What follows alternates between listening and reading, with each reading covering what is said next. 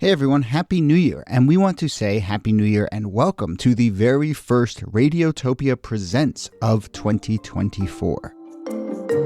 It's a series that we are truly excited about. It's called Shocking, Heartbreaking, Transformative.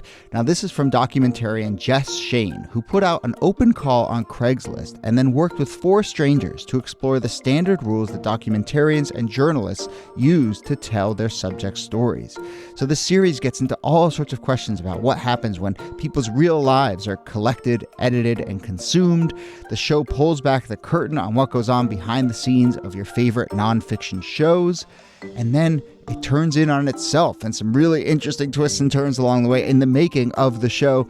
I've gotten to know Jess a little bit over the making of this show. Every time I chat with her, there's a new wrinkle to this story. It is really incredible. So go check out the new Radiotopia Presents series, Shocking, Heartbreaking, Transformative. It is out now on your favorite podcast platform.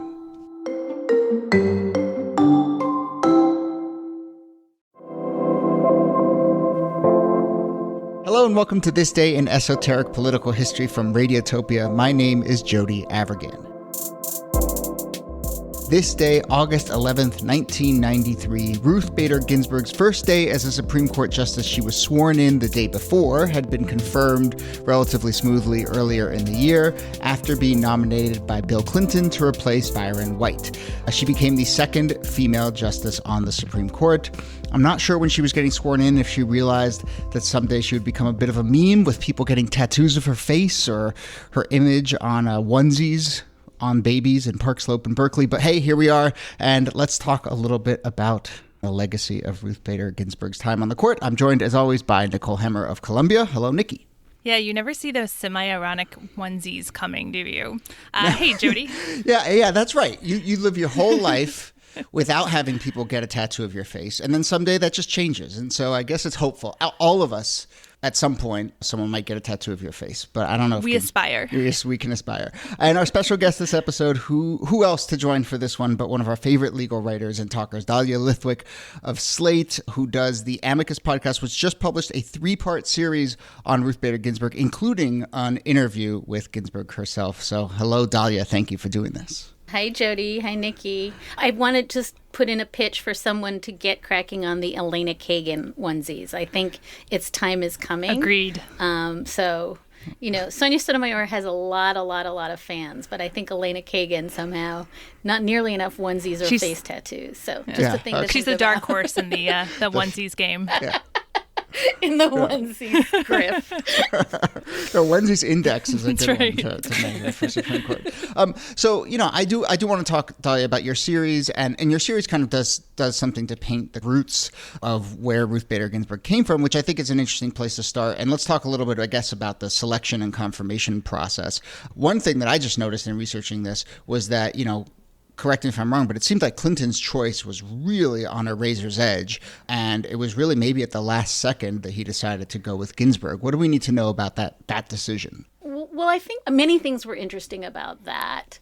Chief among them, Clinton's like a big gregarious personality, and Ruth Bader Ginsburg is not, right? I mean, I think she is just such a serious personality. There's a funny story that her daughter tells, I think in one of the movies. Her daughter Jane says they used to have a cup and a thing in it called Mommy Laughed, where they would put like a dollar in but it was empty. Like she just is not a big, robust personality. Ironically, her husband Marty really was. And when Justice Ginsburg talks about people she loves in the world, she always talks about Marty and Justice Scalia because they make her laugh. And I think one thing that is definitely true is that she would not have bowled Bill Clinton over in one of those go-sees where they sit and chat. Jeff Rosen, who's now at the Constitution Center, but who was then just doing journalism, I think takes some credit fairly for putting her on his short lists for writing an article while this was in process saying, you should really take a closer look at her. She's a really interesting jurist. And the last thing I would say, which is interesting, is in addition to being a pretty sober interview and a pretty moderate judge, at that point, part of what's been lost to history is that the women's movement was not for her. She had really somehow wrong-footed a lot of women's rights activists, and they did not really support her either. They felt that her funny, incremental, step-by-step litigation strategy in the 1970s was really that of privileged white women and really small ball. And so she was, in some ways, a dark horse candidate for a lot of reasons that history has now forgotten, right? Because when you get the tattoo on your face and you get this idea that she was this rabid, bomb-throwing, lefty feminist, she was none of those things. You don't get a tattoo that says incrementalism. Right. You know, Right. it's not really, yeah. Or just kind of sober legal architect of long-term plans. I mean, she was just none of the things that we reify today. Yeah, which is why this is a really interesting moment for her to get nominated. All of those forces come together because on the one hand, you have that kind of moderate record from the appeals court and then from the circuit court. But then on the other hand, she doesn't look as left as she is. And so one of the other people who helps to push her forward is Orrin Hatch, who's a Republican senator who's on the Judiciary Committee. And Bill Clinton, even though he didn't have to because the Republicans were in the minority, reaches out to Hatch and asks him for some ideas. And Hatch, trying to forestall a more liberal candidate, suggests both Ginsburg and who would become Justice Breyer. So he's Bill Clinton, who's always looking for that third way, that moderate way in the middle, seizes on these two names and eventually nominates them both. When you read about the confirmation hearings themselves, it seems like there's two main themes that maybe, to my mind, are slightly at odds with one another, which is one, she does, correct me if I'm wrong here, but I think make a fairly forceful statement with regards to Roe. But then those confirmation hearings are also where we get the Ginsburg rule, which is a kind of way to evade in some way taking hard stances. And so can you just characterize the nature of her confirmation hearings and confirmation hearings at that time and how much she was really being put on the record and how much she was trying to play that game that we see Supreme Court nominees always play? It's a good question, and I think one answer is she did indeed lay out, I think, what is the formulation for the Ginsburg rule, which is, what does she call it? No hints, no forecast, that she's not going to talk about how she's going to vote in future cases. But she did that in part because she had this massive record to build on, both from sitting on the bench and all of her academic work and all of her litigation work. And so she was able to say no hints, no forecasts, in part because her record really demonstrably proved how she thought about Roe. There was never a question how she thought about, and as folks know, she actually thought Roe in some sense was wrongly decided, that she would have located the right to reproductive freedom in the Equal Protection Clause and not in due process. She actually thought Roe was far too conservative and didn't go far enough, which has also proven pretty prescient. But I think that what she was saying when she made her kind of line in the sand, I'm not going to forecast what I'm going to talk about in future cases, was go ahead and look at my record. It's pretty clear.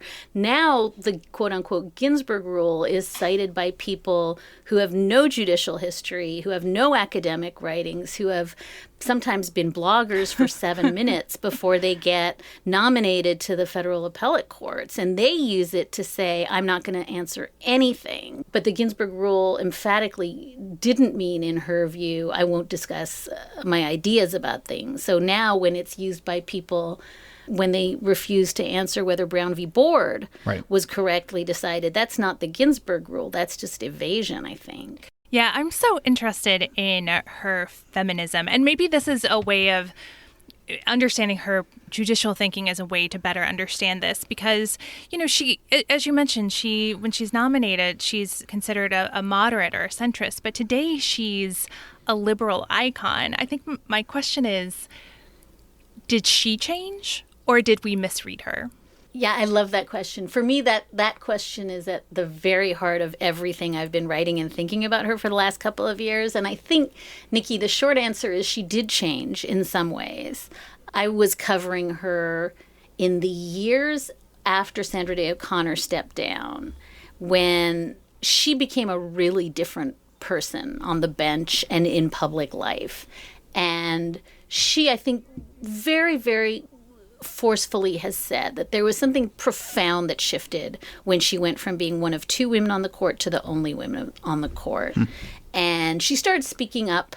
She started writing really differently. The case I always cite to is the Redding case, which involved a strip search of a middle schooler who was unfairly tagged with running an ibuprofen ring in her school, and the school authorities searched her without consent, without notifying her parents, in a pretty invasive strip search. And I remember sitting at oral argument when that case was argued, and some of the male justices were kind of, so funny, you know, did they search from the outside in? Did they search from the inside out? Waka waka, Porky, meatballs. You know, at some point, Justice Breyer said something about changing for gym class, and you could see her just getting white. Like, none of this was funny to her. And she did something she, in my career, has never done, which was she, first of all, said something on the bench about how, you know, it's nothing akin to a boy changing for gym class, and shut that down. But then she was so frustrated that she gave an interview to Joan Biskupic, I think, who was at USA Today at the time, while the case was pending, where she more or less just called out her male colleagues. And she said something like, I don't have the exact quote, but she said, this is why there can't only be one woman on the court. First of all, she said, I think if Sandra were still on the court, that would have gone differently. And I think there needs to be more women on the court because women experience things differently than men.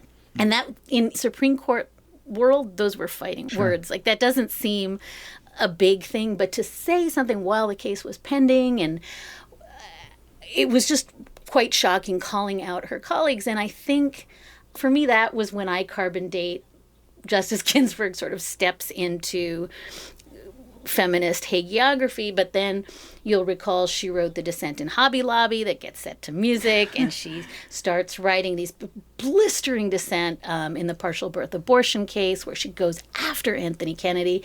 She just starts writing really differently. And it's clear that while she is always going to be bookish and understated and wonky, now she's just mad and bookish and understated and wonky, and this other persona starts to emerge. So I think that's a super long answer, Niki, but I think my general takeaway is I think Ruth Bader Ginsburg has always been, will continue to be, the most, you know, radical conservative in the world, or the most conservative radical in the world. And so I think it's both. I think she's changed some, and I think feminism has changed around her. As we start to wrap up, I mean, I want to expand a little bit to just how we watch the court and how the court changes. And I guess a little to build on Niki's question of, did she change or did we misread her? And I guess there's also a third category, which is, you know, does the court itself change around someone, which I think is something people are kind of grappling with a lot these days. And so I don't know, Dahlia, do you come down somewhere on, you know, when we get a decision and it feels like, oh my gosh, this person is now slotted in a different spot? Do you generally feel like it's people are who they are and the circumstances around them change, or are people evolving in different directions as well? So John Paul Stevens starts at the Supreme Court as one of the most conservative appointees, and he ends his career as, if not the furthest left, certainly at the far left of the court. And when he was asked, including by me, did you evolve? His answer was no, the court torqued around me, right? Yeah. That the left wing of the Warren Court disappears, the center of the Warren Court becomes the radical, rabid left. And there's a famous study, this Posner and Landis study from a few years ago, that 5 of the 10 most conservative jurists since the 1930s are sitting on the current court. This is a really, really, really conservative court, and John Roberts is a really, really, really conservative guy. And I think there is another axis on which he is playing, which is this sort of institutional actor and, you know, me as Chief Justice and the value of stare decisis and having the reputation of the court untarnished through the most polarized time. None of that is a right-left axis. That is John Roberts protecting other prerogatives. So I don't think by and large, in my career, I've seen a lot of justices drift to the left, including Anthony Kennedy, including Sandra Day O'Connor. What I've seen is the court move very sharply to the right, and the center of the court changes. And I think for John Roberts, who is the first Chief Justice who's also been a swing voter in many, many, many, many decades, that becomes a really extra complicated proposition.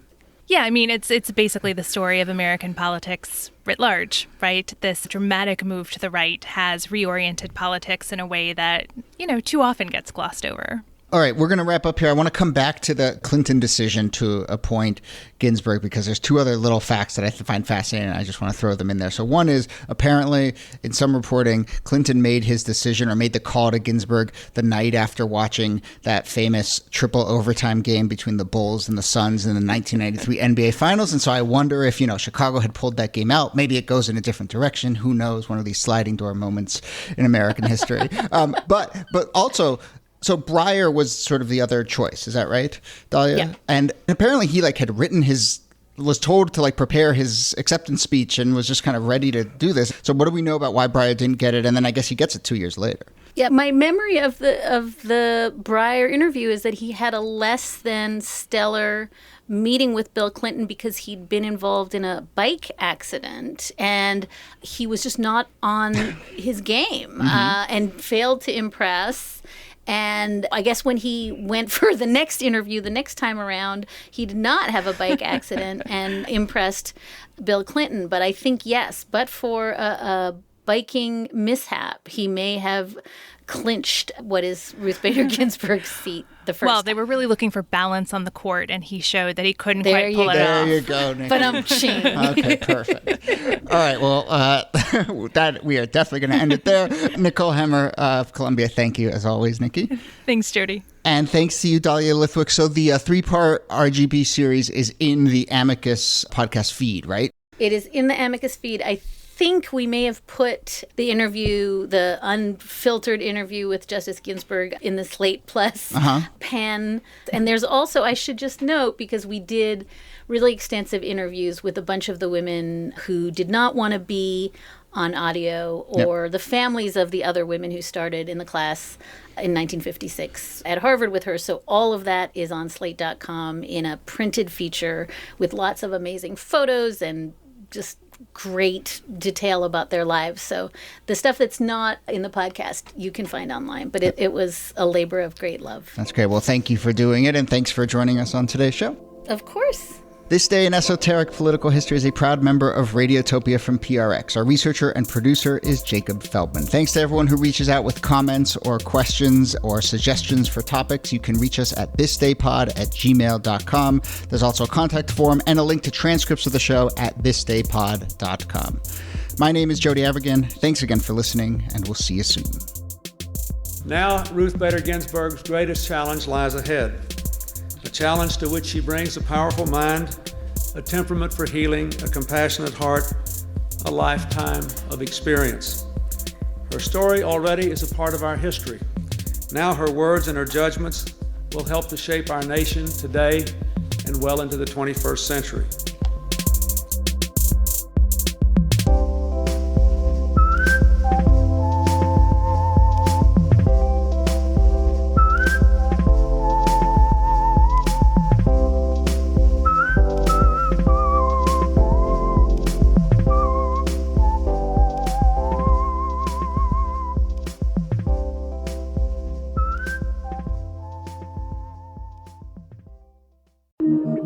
Radiotopia.